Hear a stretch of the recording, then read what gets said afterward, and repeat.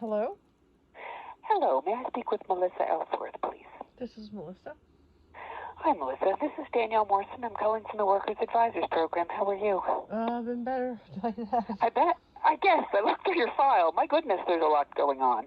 Yep. So I understand, it is big. There's a lot of information there, and there's a lot of different appeals on the go. So I've reviewed some of the information. I can't say I've reviewed all of the information because it goes back about 20 years, right? So why don't you tell me a little about your claim? Um, I got hurt in 2000. I had a head injury in 2006. hmm And that was the TMJ, the source of the initial TMJ, right? Um, if they want to still call it that, okay. Yeah. I call it more a TBI concussion, and so would my other Okay. doctors. But they don't Okay. want to go. They don't want to. They still don't want to go down that road. No, well, that's good for me to know. Okay. And that's the main source of the problem because they've been treating. They've been taught like, and I do air quotes TMJ, Yeah. because Yeah. that's what they're calling it because it's the least. It's a piecemeal treatment condition that they can just kind of putter and whatever, right? Yeah. And Yeah. Not deal with the underlying issues. I get it. well, and just say that it is what it is and go on from there and not look at any Yeah. other underlying issues. Yeah. So, after that injury, I didn't feel, because of workplace conditions, I didn't feel safe at that time being a nurse, which tells me that there was a definite concussion if there was a sudden career change. I mean, hello. Yeah. Yeah. I get it. Um, Especially leaving a career that I fought to keep after the latex allergy and everything. I mean, Yeah. no. So, or I was already working at the Burnside jail in forensics and stuff like that. Like, I already knew that system. I wasn't afraid to work in that system because there was people there to protect us, Sure. whereas we were the protectors as nurses, right? hmm Yeah. And then I ended up with an ankle injury, hmm and during my rehabilitation process with the ankle injury, I was accused of being a liar, a malingerer, Yeah. a whole bunch of other things because I was having balance issues. But hmm no one told, well, I did, but no one, no one on the workers' compensation board side mentioned anything about me having a previous head injury. Okay. So they couldn't understand why I was so dizzy after having. I mean, you've got balance receptors in your ankle. So once that happened, that really threw things off. Sure. So Yep. I tried to explain that. I tried to explain that to the physiotherapist, but the physiotherapist was not aware of a head injury. Okay. So I was accused of malingering and a whole bunch of other issues, and I was told that if I did not go back to work, I was going to be cut off. hmm So I went back to work. And within 48 hours, I was assaulted by an inmate that shouldn't have been on the unit in the first place because Okay. I could not plant my foot on the floor to defend Uh myself. huh. Okay. And that When foot, did that happen? that was in 2008, I believe. Okay. Okay. Keep going. I'm just trying to keep a timeline. And then when that injury happened, there was a whole snafu around that because, well, corrections and keeping numbers down and denying things happen and hiding things and stuff. Yes. They said that what happened to me was not an assault. Oh. Okay.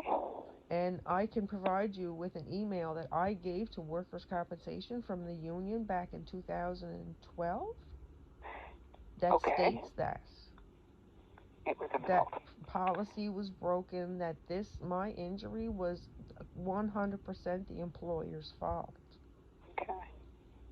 but it All was right. ignored. So because I tried to say no, I ended up being labeled as crazy. um I applied. Well, what happened after that was I was off. But the odd thing was, instead of being put off on workers' comp like I had been before, like when you're Yeah. hurt at work, you're off on comp. Yep. Instead of being put off on comp, my employer was sending me these, oh, what do we call them? Time slips. I guess is what they would be called. Yeah.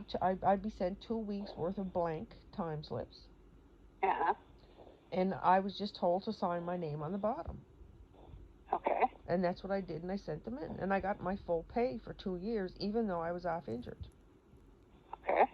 So they were trying to keep me quiet. Because I know that's not legal. Hmm.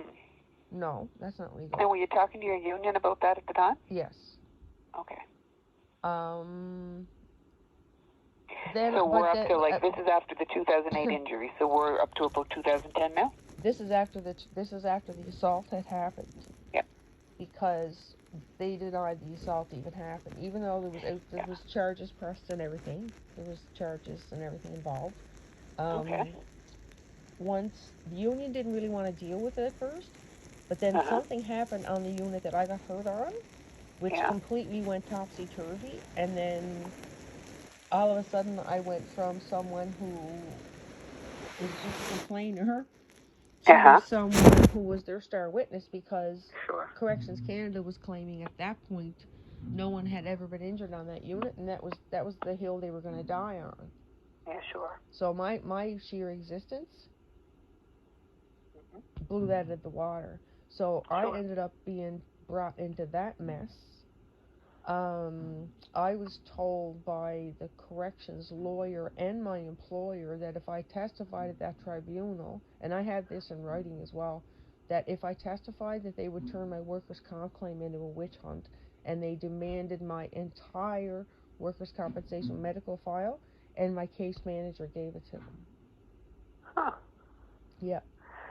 So Okay. then the safety tribunal went from being a safety tribunal to being a hearing about whether or not I'm stable enough. That's what it Okay. turned into. So after that, things got a little bit quiet. I'm still at this point still fighting, because in 2010, my case manager made the decision that my injections were no longer working Uh-huh. because I was still having pain. Sure. And I said, I have more than TMJ going on here. We need Uh-huh. to look into this. All these corticosteroids injections are band-aids, Uh-huh. and in 10 years my kidneys are going to fail, Uh-huh. and we need to know what we're actually treating instead of just filling me full of corticosteroids. So at that point she discontinued the injections. So from 2010 until 2014 I had no injections. Okay. I had I was on every medication you can name under the sun. I was on, oh, you name it, I was on it, and none of it worked. Half And you the continued to be off work, and I you continued to get workers' compensation temporary benefits? No, I was on full pay until I testified at that safety hearing, and when I Mm-hmm. testified at the safety hearing, I was put on workers' comp direct, Okay. and then I didn't hear much more. I was asking about I was trying to find some form of pain management. We Sure. knew my psychologist at that point in 2014, they were trying to get me back to work, and my psychologist Maureen Sullivan said her only job at this point right now is to try Uh-huh. to reestablish trust between Melissa and her employer, and Melissa and workers' compensation, Sure. because for obvious reasons that's very difficult. Yeah. So that's when things ended there, and then I kept still trying to fight for my injections, get some kind of pain management, because we knew I wasn't going back to the jail. Like, I knew that. Mm-hmm. But I could go Yeah. back to nursing. I could have went back to public health. Like, there Uh-huh. was, I was a federal and a provincial government employee. Like, the lateral possibilities were endless. Yes.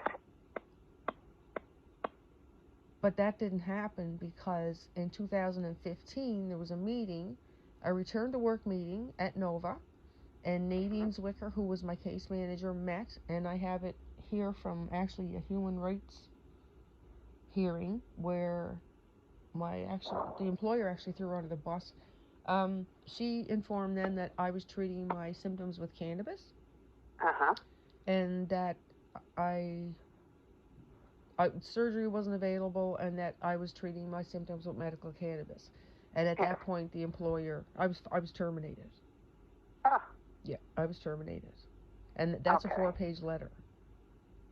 All right. So I lost my benefits, my pension, everything. So at that on May 5th, 2000, actually we were going to have a little barbecue the other day to celebrate it because it was the anniversary that I got the termination letter from Scott McLeod. And at that And point, that I was in did what year? Are we at 2015 now? 2015. Yeah, it was on May 5th or 6th, 2015, that I got that letter, and I became 100% completely reliant on workers' compensation for everything because I didn't even have dental, medical, nothing. Okay.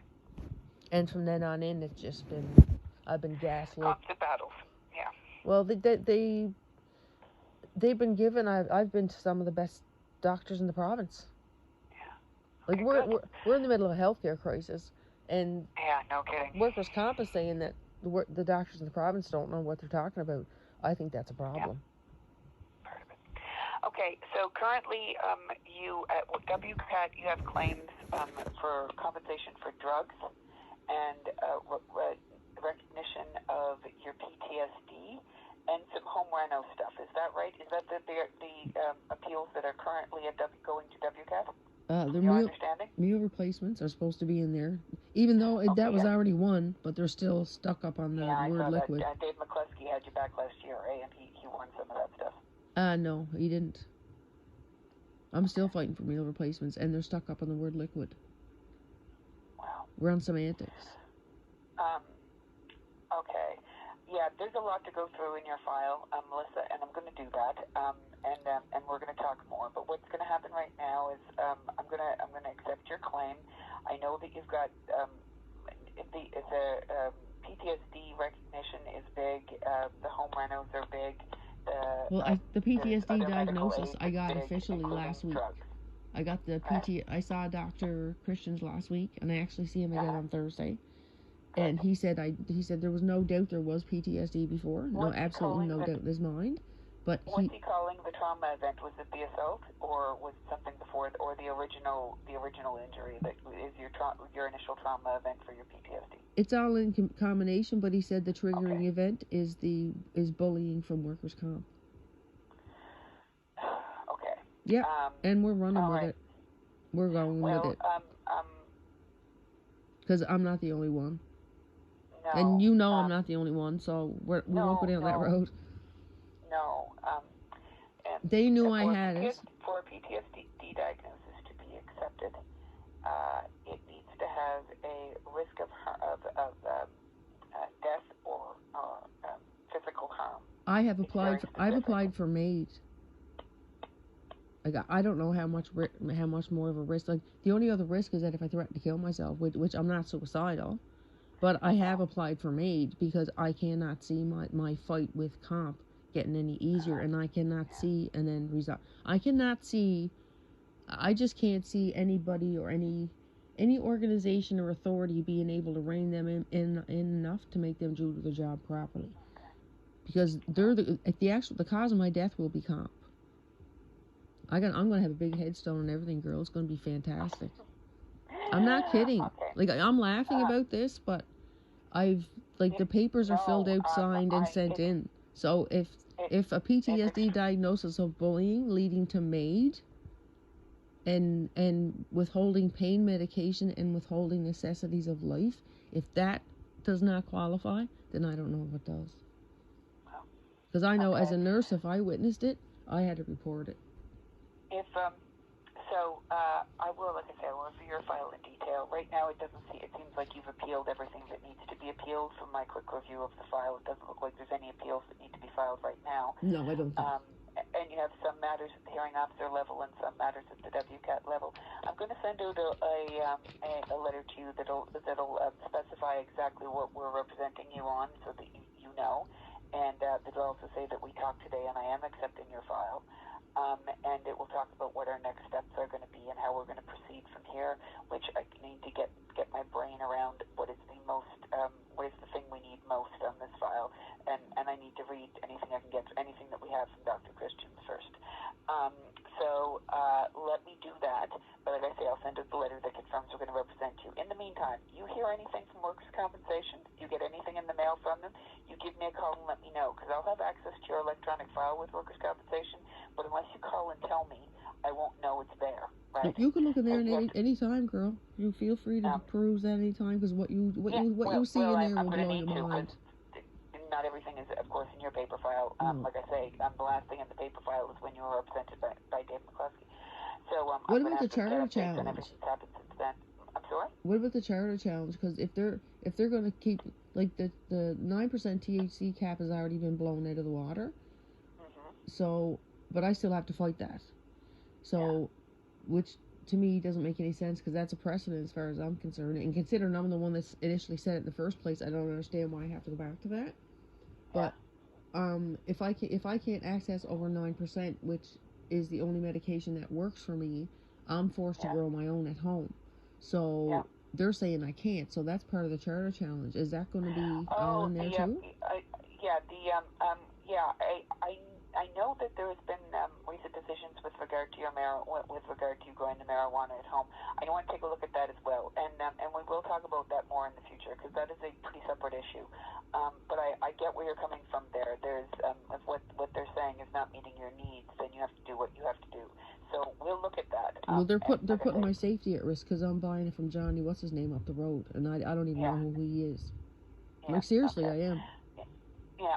So realistically, we're going to have to talk more, but I need to have a deeper knowledge of your file, because there is so much there. Because really, on your electronic file, there's 68 pages just referencing the documents, right, that are there. That's not the documents, that's referencing the documents. So there's a lot for me to review, and I want to make sure that I know everything I need to know. If in the course of that review I have questions for you, I'll probably give you a call, but in the meantime, what you will get is a letter from me saying that I'm representing you and that we've had this conversation today.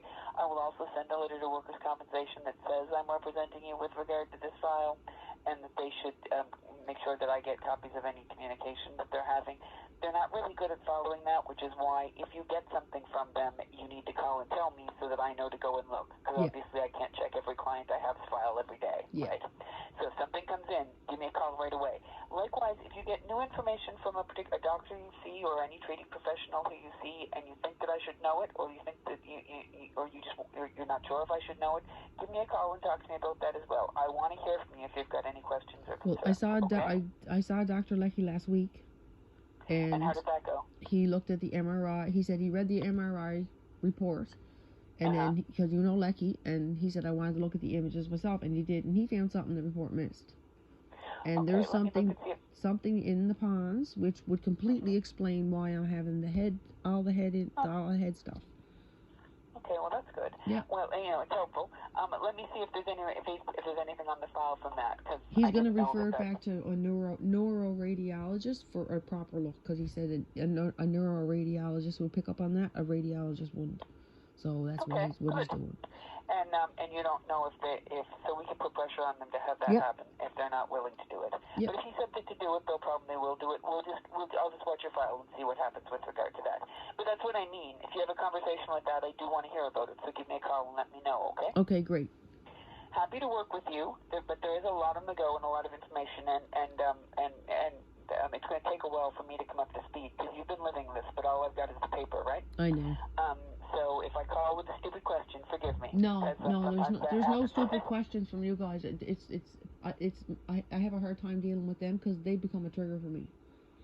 I understand, and if you find you're having trouble dealing with them, hang out. I would say I need to talk to my lawyer. Call me, and we'll talk about how you proceed. I got no problem taking those calls either. Is that fair? Perfect.